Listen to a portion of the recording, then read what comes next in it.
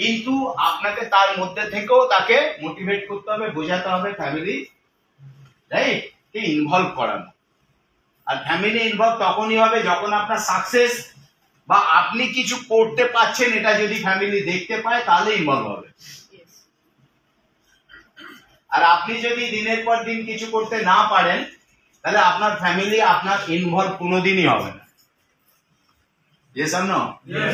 আবার আপনি আগে কিছু করছেন, গাড়ি বাড়ি সব নিয়েছেন, ফ্যামিলিকে ইনভলভ যদি না করান, চলে যাওয়ার পরে এই বিজনেসটা নষ্ট হয়ে যাবে।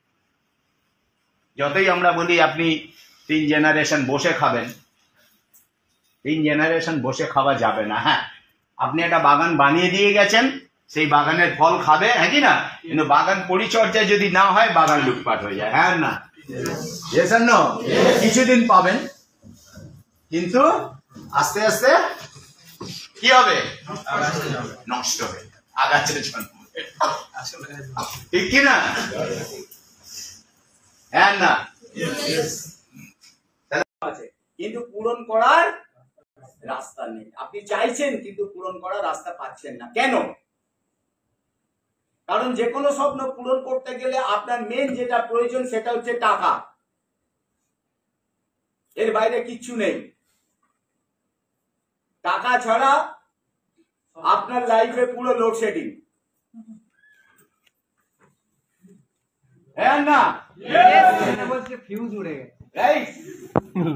তো ন্যাচারালি টাকা উপার্জন করার জন্য আমরা সবাই দৌড়চ্ছি, কিন্তু আমরা টাকা উপার্জন করতে পারছি না। কেন পাচ্ছি না? কেন পাচ্ছি না? তার কারণ হচ্ছে আমরা টাকা উপার্জন করতে গেলে যেটা লাগে টাইম, সময় লাগে। Yes or no? Yes or no? তাহলে এই যে সময়টা আমার আপনার সকলের কাছে লিমিটেড, লিমিটেড টাইম তো। তো এই লিমিটেড টাইম আমাদের কাছে আছে বলে আমাদের ইনকামটাও লিমিটেড হয়ে যাচ্ছে। আর কোনো ব্যাপার নেই, আপনি যত টাইম দেবেন আপনার রোজগার তত বাড়বে। আর আমরা আপনারা কি করতে পারি? 8 থেকে 10 ঘন্টার বেশি সময় আমরা কোথাও দিতে পারবো না। Yes or no? কেন না? ইনকাম বাড়াতে গেলে আমাকে টাইম বাড়াতে হবে। ইনকাম যদি বাড়াতে চাই টাইম আমাকে বাড়াতে হবে। তো একটা সময় ছিল আমরা যখন আমাদের যখন বয়স কম ছিল তখন আমাদের টাইম কত ছিল? যা কিছু করি না কেন 8 ঘন্টা টাইম ছিল, অফিস কাছারি সব জায়গায়। এক্সট্রা 2 ঘন্টা 3 ঘন্টা ছিল আমাদের লাইফে, মানে জীবনটাকে অন্যভাবে দেখা, অনেকটা হবি বলে একটা কথা ছিল। আমাদের যারা এজে আছে তারা বুঝতে পারছে, এখনকার এজে আর হবি নেই, সব খাবি খাচ্ছে। হ্যাঁ না? অনেক কিছু ছিল আমাদের, রাইট? সেটা কেন উড়ে গেল? কারণ 8 ঘন্টা দিয়ে যে রোজগারটা হচ্ছিল তখন তার সংসার চলে যাচ্ছিল। পরবর্তী ক্ষেত্রে এমন জায়গায় এলো যে ওই যে টাইম দিয়ে যে রোজগারটা করছে সেটা দিয়ে সংসার চলছে না, কারণ এক্সপেন্ডিচার প্রচুর ভাবে বেড়ে গেছে। এবার এক্সপেন্ডিচারটা বেড়ে গেছে যখন, তখন ওই যে এক্সট্রা টাইমটা দিয়ে হবি ছিল সেটা কাজে লাগিয়ে দিল, মানে ওভার টাইম শুরু হলো, এক্সট্রা টাইম শুরু হলো। ওভার টাইম কি করছে? যাদের অফিসে সুযোগ আছে ওভার টাইম করে কিছু করা, রোজগার। পার্ট টাইম করে 1-2 টিউশনি করে নিচ্ছে, এক্সট্রা রোজগার। অনেক অফিসে আমরা দেখেছি কর্মচারীকে কাজ করার পর ঘরের মাঠে বেলুন বিক্রি করছে, লজেন্স বিক্রি করতে, এক্সট্রা ইনকাম, রাইট? কিন্তু সেটা করার পরেও যত দিন গড়িয়ে গেছে জিনিসের দাম লাগামের বাইরে চলে যাচ্ছে, ওই 2 ঘন্টা 3 ঘন্টা দিয়েও কিছু হচ্ছে না। তখন শুরু কি হলো? শুরু হলো একটা ফ্যামিলির দুজনের রোজগার করতে বেরোনো। হাজবেন্ড বেরোচ্ছে, ওয়াইফও বেরোচ্ছে। কেন? ম্যানেজ, সংসার ম্যানেজ। Yes or no? কিন্তু এখন বর্তমানে দেখা গেছে তাতেও লাগাম দেওয়া যাচ্ছে না। কারণ এবার আমরা বিয়ে করতে যাচ্ছি, কি করছি, যে মানে মেয়ে কিছু করে কিনা, ছেলে তো করতেই হবে, ছেলে দায়িত্ব নিয়ে আসে, কি না? এবার আমরা খুঁজছি কি মেয়ে কিছু করে কিনা। কেন না, বিয়ের পরে যে আইটেমটা আসবে, কি না, এবার সেই আইটেমকে মেনটেন করতে মানে মানুষ করতে গেলে একজনের পুরো খরচাটা তাকে দিতে হবে, হ্যাঁ না? সেই দাম চলছে তো এখন। ভালো করে বুঝুন ব্যাপারটা, আমরা কোন জায়গায় যাচ্ছি। তাহলে একটা পরিবারের যদি 4 জন থাকে, আগামী দিনে 4 জনকেই কিছু না কিছু করতে হবে, তা না হলে তার জীবন চলবে না। আমি বলছি না লাক্সারি, জীবনটাই আটকে যাবে।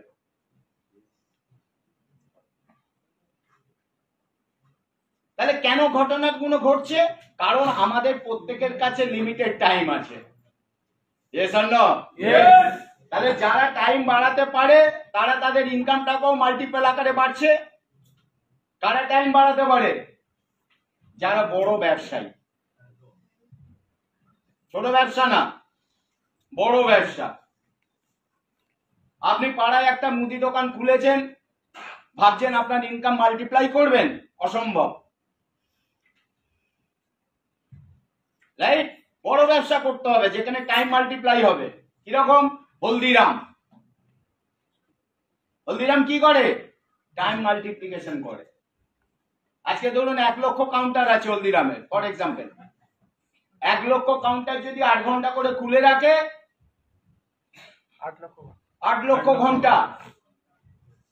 ওই জন্য পয়সা আছে টাটা, বিড়লা, রিলায়েন্স, বড় বড় ইন্ডাস্ট্রি যারা আছে, হ্যাঁ না? Yes or no? আপনাকে বুঝতে হবে যারা বুদ্ধি করে টাইম মাল্টিপ্লাই করেছে তারা রোজগার করছে। জাভেদ হাবিব কে একজন নাপিত। Yes or no? নাপিত। আমার আপনার পাড়ায় নাপিত আছে তো? ইটালিয়ান সেলুন, ইটালিয়ান সেলুন তো আমরা ছোটবেলায় ইটালিয়ান সেলুনে যেতাম। Yes or no? Italian salon ওই ইটের উপর বসিয়ে চুল কাটলে ক টাকা পাবে? 10 টাকা। আর ওই ইটালিয়ান সেলুনের কাছে চুল কেটে যদি আপনি ঘরে যান, আগে চান করে ঢুকতে হবে। কিন্তু জাভেদ হাবিব থেকে যদি বেরিয়ে ঘরে যান, চান করতে হবে না। এ দুটোই নাপিত। একজন নাপিত যদি আপনার কাছে আসে বলে ছুঁচ দি, সবে চান করেছি, হ্যাঁ কি না? আর জাভেদ হাবিব যদি আপনার কাছে আসে, আপনি সেলফি নেবেন। স্যার একটা সেলফি। Yes or no? আপনি ভিক্টোরিয়া বেড়াতে গেছেন বিকেল বেলা, ভিক্টোরিয়া তো পাশে, হ্যাঁ কি না? বেড়াতে গেছেন, দেখছেন ওখানে অমিতাভ বচ্চন দাঁড়িয়ে আছে একটা লুঙ্গি পরে আর এরকম করে। Yes or no? আপনি বলবেন বস কি স্টাইল, হ্যাঁ না? ঠিক সেম জায়গায় একদিন দেখলেন একজন লুঙ্গি পরে,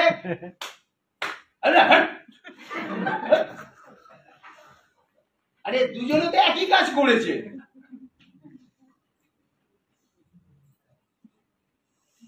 বুঝতে পারছি?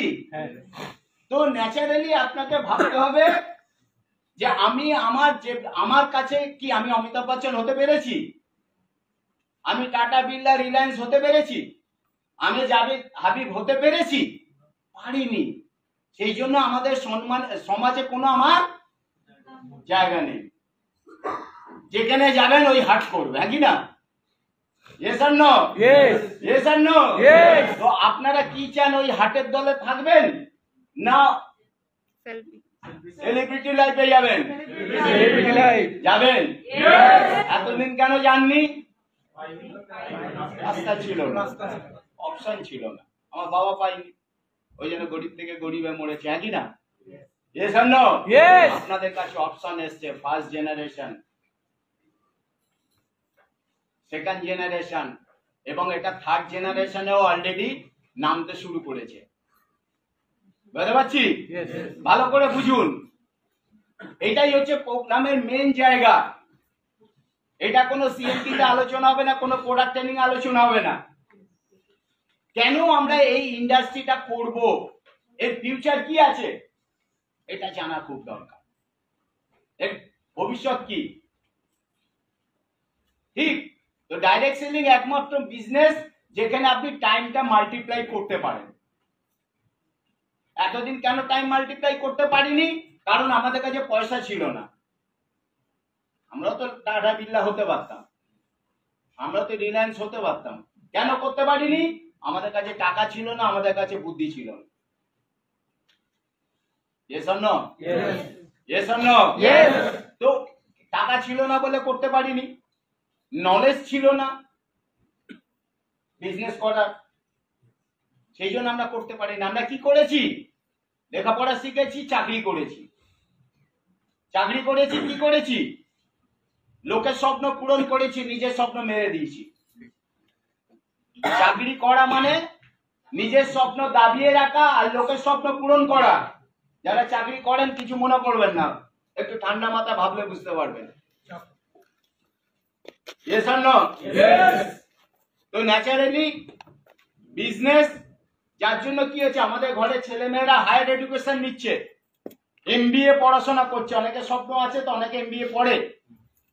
এমবিএ পাস করার পরে তার স্বপ্ন কি থাকে? কোনো একটা জায়গায় ভালো চাকরি, সেই চাকরি, job, just obey your boss. Yes or no? দেখবেন, জিজ্ঞেস করবেন অনেককে যারা পড়াশোনা হাই করছে, জানে না এত কিছু। আপনি পড়াশোনা করছেন না, একটা ভালো জায়গায় জব করবো, হ্যাঁ কি না? জব করবো, যখন ঢুকবে তারপর বুঝতে পারবে কোথায় ঢুকেছে, হ্যাঁ কি না? যারা করে, বিশেষ করে প্রাইভেটে করে, তারা হাড়ে হাড়ে বোঝে। হ্যালো, ঠিক কি না? তো আমার আপনার কোনো প্রফেশনটা খারাপ না, কোনো কিছু না। ওই সমস্ত সবাই কাজ করে তো সংসার চালাচ্ছে, সবকিছু। আপনি ওটা করতে পারেন, নো প্রবলেম। আমাদের কোথাও বাধা নেই। আপনাকে ডিসিশন নিতে হবে যে আমি এই সেগমেন্টে থাকবো না এর থেকে বেটার কোনো জায়গায় যাব। Yes or no?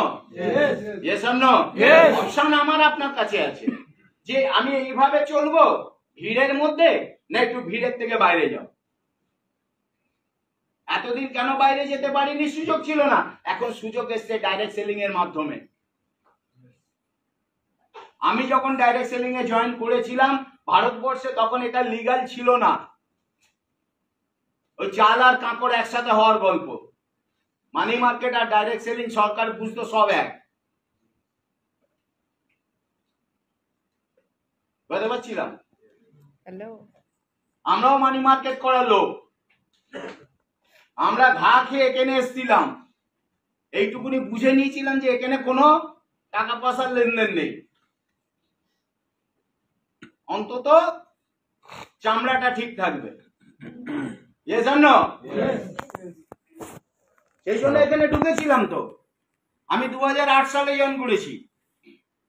তখন ডাইরেক্ট সেলিং ভারতবর্ষের বাইরে বিশাল নাম আছে, লিগ্যাল বিজনেস। ভারতবর্ষের বাইরে ডাইরেক্ট সেলিং প্রায় 100 বছরের কাছাকাছি হয়ে গেছে লিগ্যাল। হ্যালো, ওরা এই প্রফেশনটাকে অনেক উঁচু মানে দেখে। অন্য আমেরিকা বলুন, জাপান বলুন, চীন বলুন, কিন্তু ভারতবর্ষে আজকের ডেট পর্যন্ত এই বিজনেসটাকে ঠিক মতো দেখে না। যেগুলো আমার আপনার কাছে চ্যালেঞ্জ, তো লড়াই তো। Yes or no? চ্যালেঞ্জ আছে, লড়াই আছে, তার মানে এখানে সুযোগ আছে। ভালো করে বুঝুন, আজকে লড়াই আছে, যত বেশি লড়াই হবে তত বেশি সুযোগ হবে ওখানে। যে লড়াই থেকে পিছিয়ে যাবে সে সুযোগ থেকে হাত ধুয়ে বসবে। প্র্যাকটিক্যাল। আমি যখন ছোট মানে ছোট বড় একটু, রাইট? শর্ট লেগে তখন জমি কিনতে পাওয়া যাচ্ছে, ইএম বাইপাস হয়নি, বিজন সেতু ছিল না, একটা রব উঠলো, সস্তায় জমি পাওয়া যাচ্ছে শর্ট লেগে। জলের দামে, রাইট? যারা দূরদৃষ্টি সম্পন্ন ব্যক্তি, হ্যাঁ বলা হয়েছিল যে ইন ফিউচারে এরকম একটা ব্যাপার হবে, যারা ওটাকে বিলিভ করেছিল, ওটাকে দেখতে পেয়েছিল, তারা ওখানে গেছিল, হ্যাঁ না? যারা খালি ওই সময় দেখেছে শিয়াল ঘুরছে, আর রুগীর কাছে গেলে সন্ধ্যের পরে যা থাকবে সব কেড়ে কুড়ে নিয়ে নেবে, কিছু না পেলে প্যান্জামা খুলে রেখে, মানে ছিনতাই, জোর জবরদস্তি করলে মার্ডার। প্র্যাকটিক্যাল বলছি আপনাদের, রাইট? তো যারা ভয় পেয়েছিল তারা নেয়নি, বাবা ফ্রিতে দিলে নেবো না, হ্যাঁ কি না? এজন্য আর যারা সাহস করে নিয়েছিল যাওয়ায় দেখা যাবে যদি ওটা হয়। আজকে যারা সাহস দেখিয়েছিল তারা কোটিপতি, yes or no? আর যারা ভয় পেয়েছিল আমার না দিচ্ছিল কিন্তু নিইনি, জানি মানে কি বিশাল কাজ করেছে না নিয়ে, হ্যাঁ না? তো ডাইরেক্ট সেলিং এর অবস্থা ঠিক আজকের ওই জায়গায়, আপনি নেবেন, নিলে চ্যালেঞ্জ আছে, 10টা লোককে মিটিং এ ডাকবেন, 2টো লোক আসবে, তাও যদি ভাগ্য ভালো থাকে। হ্যালো, হ্যাঁ অ্যাভারেজ বলছে, আপনি যদি ঠিক মতন ইনভাইট করেন 10টা করলে 2টো লোক আসে, বলাটা সেরাম হতে হবে। yes or no? yes or no? একটা রেশিও আছে, যদি লড়াই বেশি করে করতে পারেন তাহলে আগামী দিনে যখন আস্তে আস্তে কি হবে, জলটা স্বচ্ছ হবে, তো হবে কি হবে না? yes or no? তখন আপনারাই রাজ করবেন, আপনারাই রাজ করবেন। আর যারা আজকের ডেটে ভয় পাবে, ইগো, সেন্টিমেন্ট, অনেক কিছু আছে আমাদের গয়না, মানে পূর্বপুরুষদের দেয়া, ওইগুলোকে যারা ভাঙিয়ে এখন খাবেন তারা কিন্তু ওই ভিড়ের দলেই থাকবে। ডিসিশন আপনার। ডাইরেক্ট সেলিং আজকে ধরুন 2008 সালে আমি জয়েন করেছি, তখন তো কিছুই ছিল না, ছিল কি না? ছিল? এরকম একটা অফিস ছিল? ছিল না। জয়েন করেছি তখন অফিসই ছিল না। স্যারকে বললাম স্যার একটু অফিস চাইয়ে কলকাতা মে, দিল্লি থেকে প্রোডাক্ট আনতে হয়, राइट? तो कितना बिजनेस करेगा?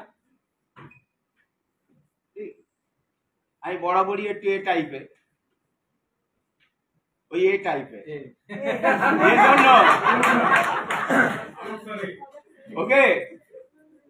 तो मैं बोला सर बिजनेस हो जाएगा, क्या होगा? मैं सर ब्रांच डायरेक्टर बन जाऊंगा। बोले कब? अल्लाह जॉब ऑफिस होगा तब। বলছে আগলা মাইনা, আগলা মাইনা ডিরেক্টর, অফিস তো করে দে, এজন্য তো এবারে ঠিক আছে হয়ে যায়গা, বিজনেস বাড়াও। প্রত্যেকটা কোম্পানি চাইবে আমি যে অফিসটা করব তার একটা, তখনও তো ভেস্টিজে 4 বছর, এজন্য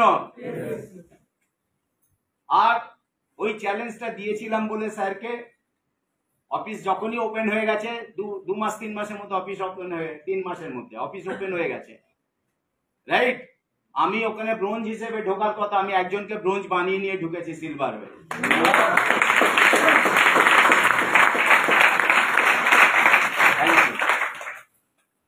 এটা হচ্ছে চ্যালেঞ্জ। আপনাকে জীবনে কিছু করতে গেলে আপনাকে চ্যালেঞ্জ নিতে হবে, চ্যালেঞ্জ নিয়ে ওটাকে অ্যাচিভ করতে হবে, yes or no? আর এইটুকুনি ভাবার দরকার নেই যে সিনিয়ররা ঢপ মারে, ভেস্টিজে সিনিয়ররা ঢপ মারবে না, বুঝতে পারলাম? কারণ ভেস্টিজ এমন কায়দা করে রেখেছে, আপনি চ্যালেঞ্জ নিলে এর মধ্যে দেয়া আছে, আছে কি নেই? সকলের মোবাইলে আছে তো, আপনার সাকসেসের ট্র্যাক রেকর্ড আছে, আপনি কতদিনে কোন কোন পজিশন গুলো হোল্ড করেছেন, সব আছে, রাইট?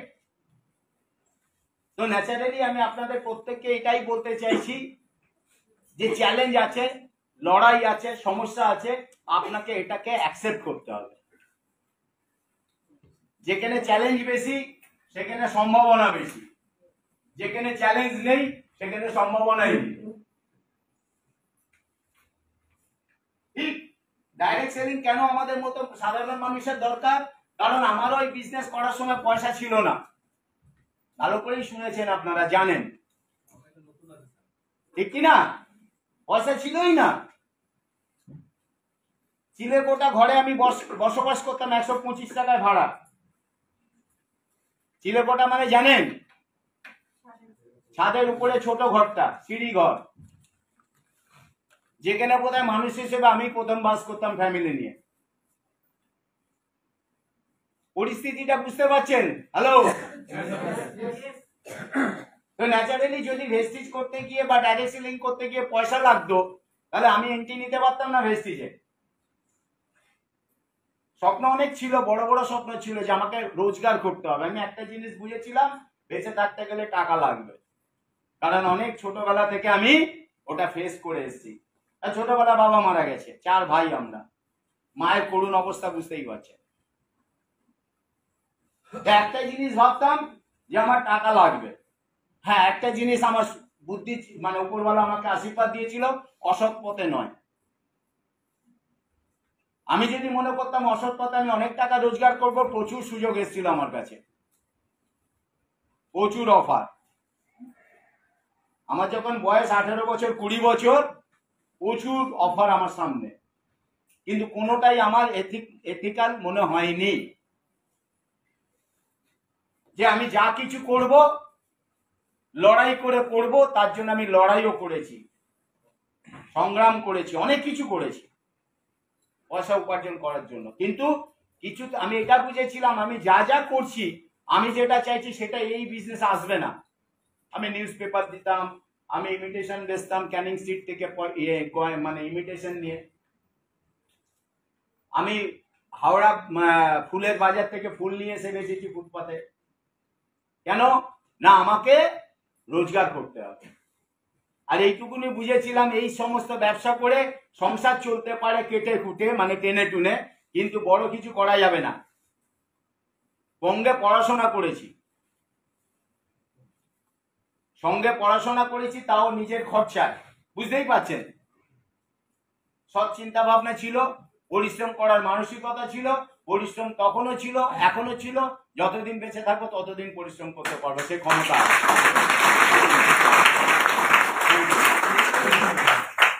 তো এই বিজনেসটা আমাকে খুব অল্প সময়ের মধ্যে লক্ষ টাকা, যে টার্গেট আমার ছিল, লক্ষ টাকা পৌঁছে গেছিলাম। চেয়েছিলাম 1 লাখ, এখন তার থেকে অনেক গুণ বেশি করি। আমি বিদেশে যেতে চাইনি, কারণ ওই পরিস্থিতি থেকে বিদেশে যাওয়ার স্বপ্ন আসে না। আসে? হ্যালো, আমারও আসেনি। গাড়ির স্বপ্ন আসেনি, সাইকেল চালাতাম, কারণ পেপার দিতে গেলে সাইকেল লাগে, তাও পুরনো সাইকেল 300 টাকা দিয়ে কিনেছিলাম। কোনো একটা ঘরে দেখি গ্রিলের মধ্যে এরকম টাঙানো আছে চেন দিয়ে, মানে কবে ওর বাড়ির বোধহয় কেউ চালাতো, তারপর সে, হ্যাঁ কি না, থাকে না এরকম অনেকে। আমি ওই পুরনো, আমি জিজ্ঞেস করেছিলাম 300 টাকা, ওরা ভাবছে নিয়ে গেলে বাঁচি, হ্যাঁ কি না, আমিও ভাবলাম পেলে বাঁচি, ওটা দিয়েই চলতো। আর যেহেতু চিলেকোটা থাকতাম, ভাগ্য ভালো থাকতো, এরকমই থাকে। একদিন সকালবেলা নিচে নেমে দেখছি সিঁড়িতে যে সাইকেলটা থাকতো, ওই সাইকেলটা নেই। হ্যালো, মানে এরকম হয়। তো সেই জায়গা থেকে আমি আপনাদের প্রত্যেককে বলবো, আজকের ভেস্টিজ, আমি বিদেশে যেতে চাইনি। আজকে কিন্তু 18 বছরে 16 বার বিদেশ গেছি।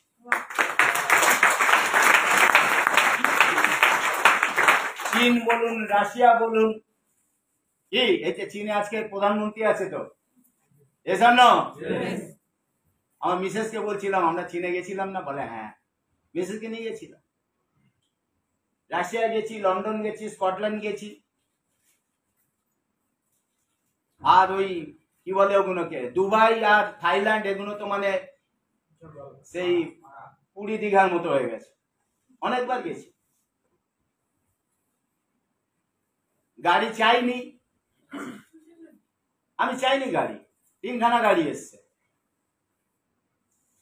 4 বছরের মধ্যে আমার 4 চাকা চলে এসছে এখানে। Tata Indigo ECS VXI model 7 lakh টাকা তখন ছিল, 2012। কার বুকে আছে, ছবি আছে, যদি চান দেখো। হ্যাঁ কার বুকে আছে, আগের কার বুকে। একদম হ্যাঁ বসেছিল। ওকে, একটা স্টাইল দিতে হবে, যেমনি অডি দেখবেন এরকম দাঁড়িয়ে, হ্যাঁ কি না? ওটা একটা স্টাইল। ইয়েস আর নো? তো ওটা চলেছি 1.5 লাখ কিলোমিটার। অডি চললাম 75,000 কিলোমিটার, যেটা 1 লিটার তেল ভরলে 5 কিলোমিটার যায়। একটু দেখে নেবেন আপনার আশেপাশে যদি কোনো লাক্সারি কার থাকে, কিলোমিটারটা দেখবেন, ক বছরের গাড়ি আর কিলোমিটার কত। দম থাকা চাই 75,000 কিলোমিটার চালানো। মানে আমি আমাকে জাহির করছি না, কিন্তু অন্যভাবে নেবেন না যে লোকটার বোধহয় ঘ্যাম বেড়ে গেল। এটা কোনো ব্যাপার না, আমার জন্য বলছি না, পেয়েছি বলছি। হ্যাঁ না? Yes or no? তারপরে আর একটা গাড়ি নিলাম, ওটা 40,000 কিলোমিটার অলরেডি চলে গেছে, নতুন গাড়ি। কারণ আমি একটা জিনিস বিশ্বাস করেছি, গাড়ির চাকা যত দৌড়বে আপনার সাকসেস তত দৌড়বে।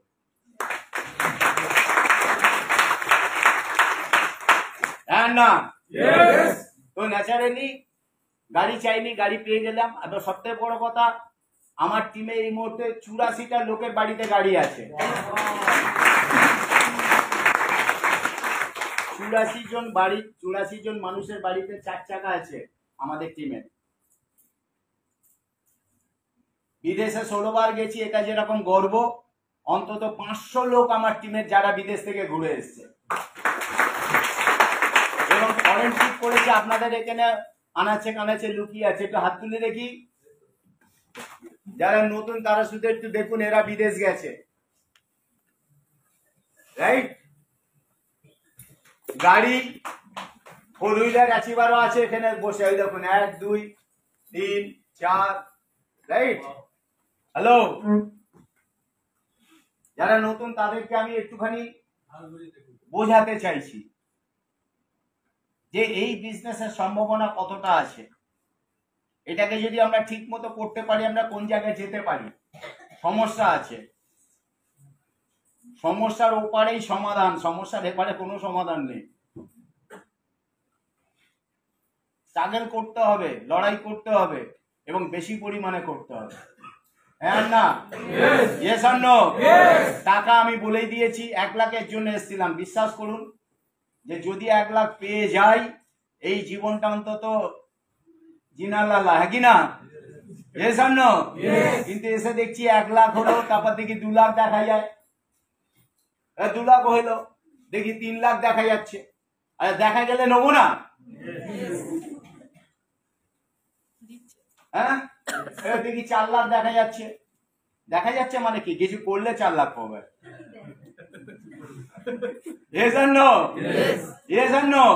এরকম দেখতে দেখতে হাইস্ট ইনকাম 10,77,000 করলাম।